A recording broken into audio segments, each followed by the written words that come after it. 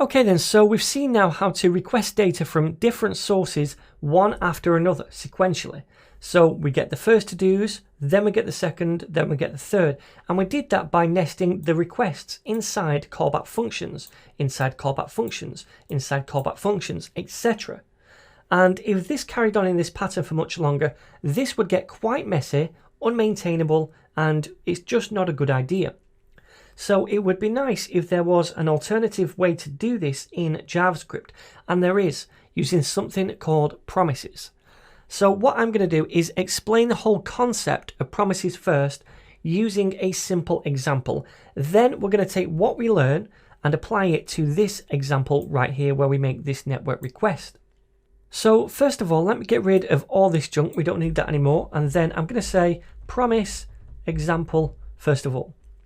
So I'm going to make a new constant and I'm going to call this get something, and this is going to be equal to a function, and inside that function ultimately would be some kind of network request. Much like up here we have get to dos, and inside is some kind of network request.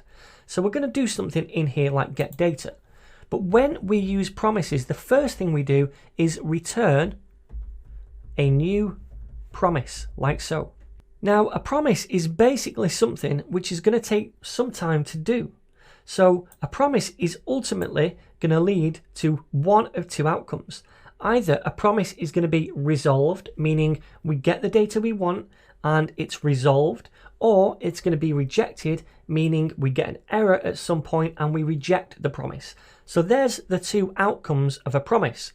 Now, this promise takes as a parameter a function. So let me pass through an arrow function right here. And inside this function, this is where we typically do the network request. We maybe fetch some data. So let's just say fetch something. Now, we're not going to do that because I'm just doing a simple example. So I'm not going to do a whole network request again down here. But imagine we did. Now, I just said inside a promise we do one of two things. We either resolve it when we get the data, when it's a success, or we reject it when we get some kind of error. Now, that's very much like up here. We either get some kind of success in this case, or some kind of error down here. So in a promise, we automatically get access to two parameters inside this function, and that is a resolve parameter and a reject parameter.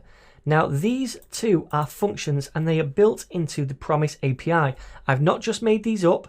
They're built into the Promise API in JavaScript, and we automatically receive these as parameters in this function.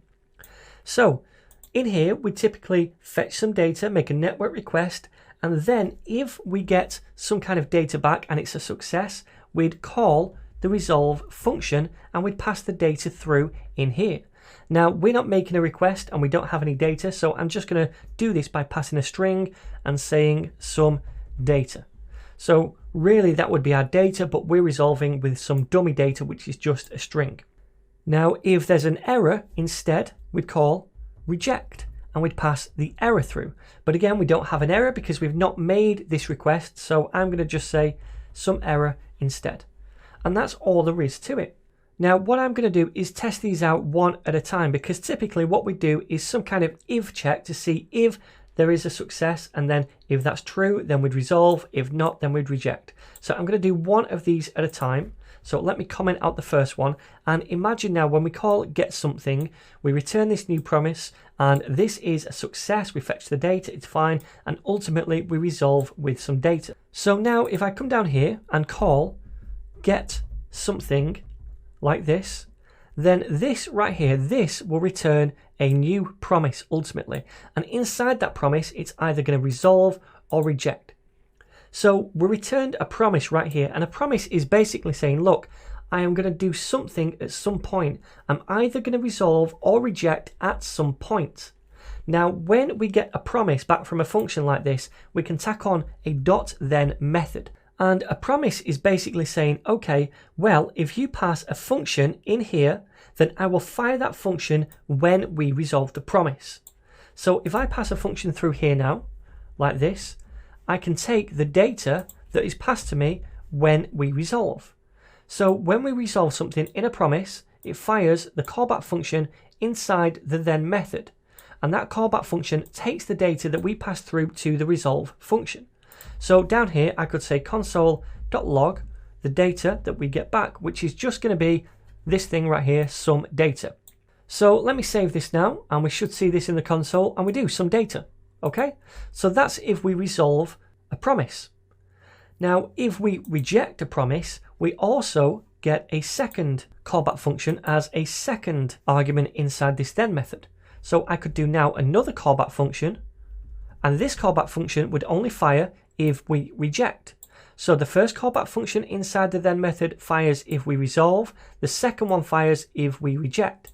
And again, we get access to the error in here, which is going to be this in this case. So I could say console.log the error. So now if I save this, because we're rejecting the promise, when we reject, it's going to look at this then method and fire the second callback function inside it. So let me save it, and now we get some error. So this is promises in action. We either resolve something or reject something and then fire one of two functions depending on that. Now sometimes when we're adding two functions as arguments into the then method, it can get a little bit confusing and look a bit messy. So I'm going to show you a slightly different way we can write this. I'm going to say get something again. Again, we tack on the .then method, and again, I'm going to pass through a function as the first argument, or the only argument in this case, and this will fire when we have a resolve. So again, I'm going to take in the data, and because there's only one parameter, we can delete those parentheses. We could have done that up here as well. And then inside, I'm going to console.log the data. Now then, instead of having a second function right here for the reject case, instead what we can do is tack on another method called catch. And what this does is catch an error. So this works the same way. I'm going to place error here and do another function inside the catch method. And I'm going to say console.log and then pass through the error. So instead now what happens, when we get a resolve, the then method fires and fires the callback function for that resolve right there. And now if we get a reject with an error, instead it comes to the catch method to catch that error, and then it fires this function right here.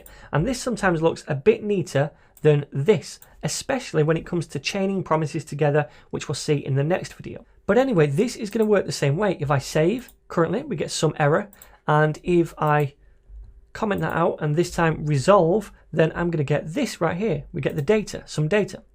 So that is the basics of promises, but it might seem pointless before we actually do something proper with it, because this is just a dummy example. So instead what I'm going to do is come up here and return a promise inside get-to-dos. So I'm going to come up here and I'm going to say return new promise, and inside this promise, remember, that is where we fire a function which is going to go out and do this network request. And now that is all of this stuff right here. So let me cut that and come up here, and I'm going to paste all of that back in.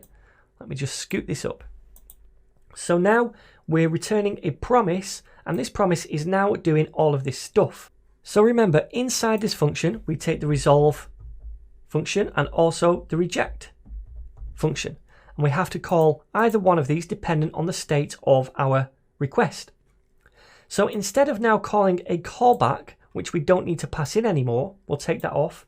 Instead, we're going to either resolve or reject. So I'm going to resolve here because that's a success case, and I'm going to pass through the data right here. Now in this case, I'm going to reject, and I'm going to pass through some kind of error, which is error getting resource. Now then, if I call this function get-to-dos down here, let me do that. I'll say get-to-dos, and what I'm going to do is just pass in, first of all, the resource, which is going to be Luigi. So I'll say to-dos folder /luigi.json. Now we don't need a second parameter anymore because we don't need a callback now. Instead, what we do is we tack on a .then method because this is now returning a promise. And when something returns a promise, we can tack on the .then method, which takes in a function. That function is going to fire with the data we get back when there is a resolve case. Now I'm going to delete these parentheses because there's only one parameter right there.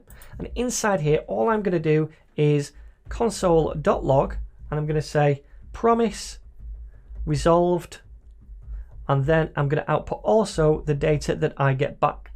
Now we could add a second function here, which is going to run if we reject the promise, but instead I like to use .then, and then inside here we pass a function, and that function is going to take the error that we receive back, and then all we'll do is console.log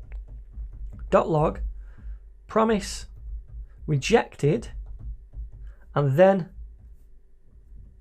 the error.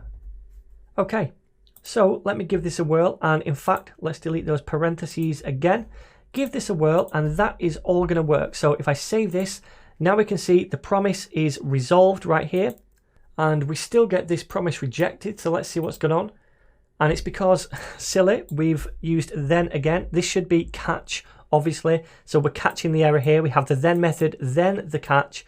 So now if we save it, we can see only promise resolved, so we get that data, it's all successful. If now I change this to something like Luigi's, which doesn't exist, save that, now we get promise rejected, error getting the resource. So this is another way, other than using callbacks, to work with asynchronous code. And this is really going to come in handy when we try to sequentially get data one after another, because we're going to be able to chain promises together. So we've already seen how we can nest callbacks to do this, and this resulted in messy, unmaintainable code. So we're going to look at how promises can do the same thing in a much better way in the next lecture.